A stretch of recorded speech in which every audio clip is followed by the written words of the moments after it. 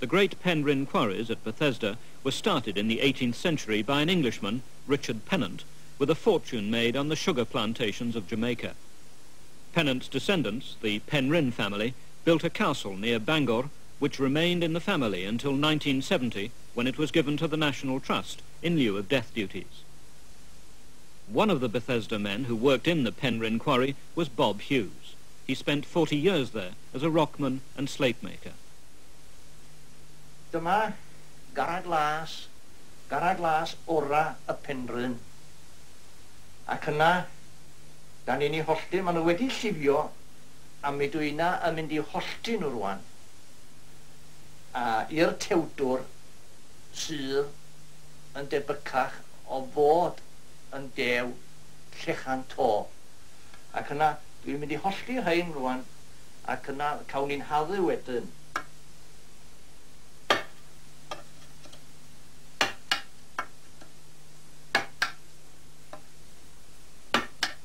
My language is Welsh, of course, isn't it?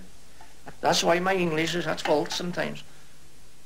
I think in Welsh, and I got to translate it. If we were trying to get the best roofing slate, you look for the best. Then you just try to split them.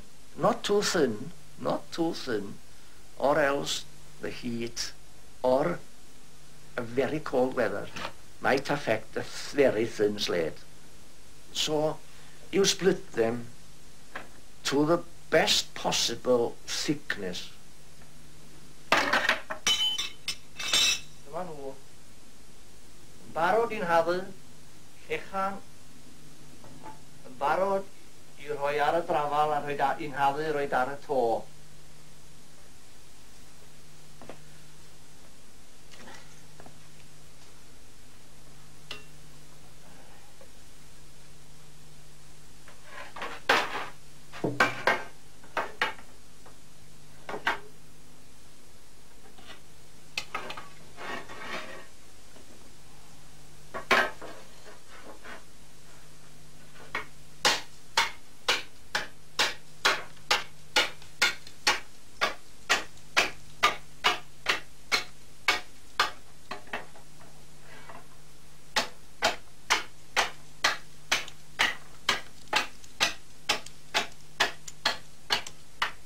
Practice makes perfect.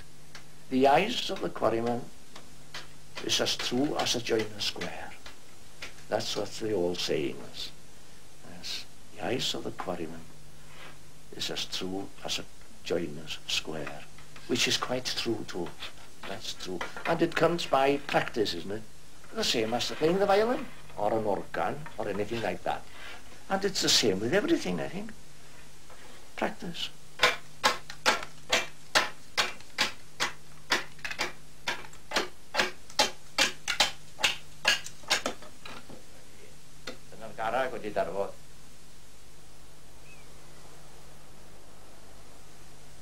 I've worked there all my life, and I can tell you this, you were on your own then. Yes, you were on your own. You had to pay for everything. I can give you an example now.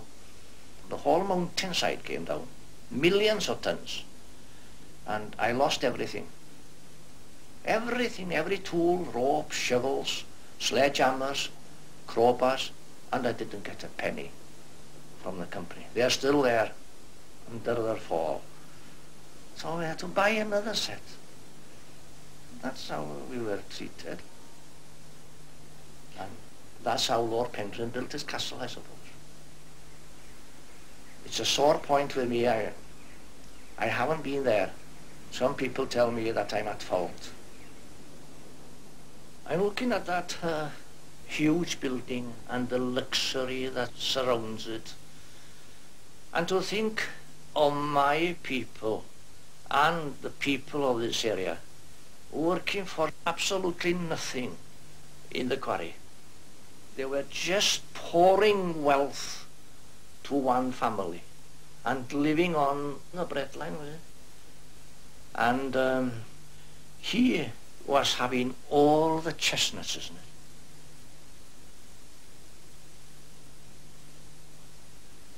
They tell me that I should go in But somehow I think of my forefathers, what they've suffered. I've heard my father and mother saying things about the 90 and 100 strike and the struggle they had and the cruelty, and that was how Lord Pennryn treated people.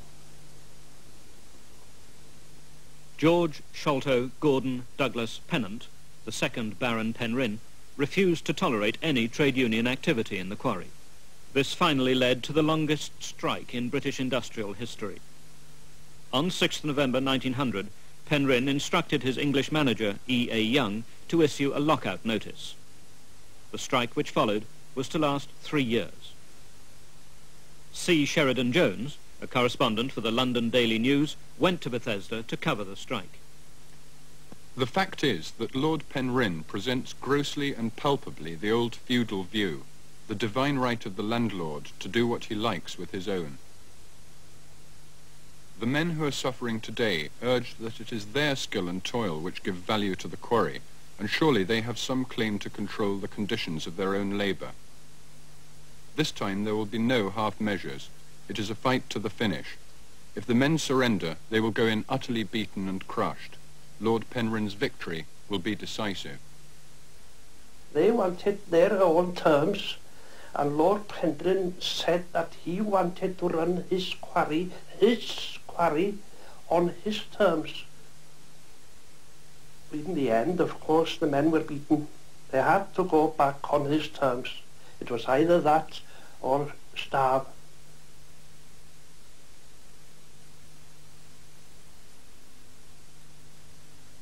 The men went back to the quarry, but the 3 years of the strike and the hardship which followed have never been forgotten in Bethesda.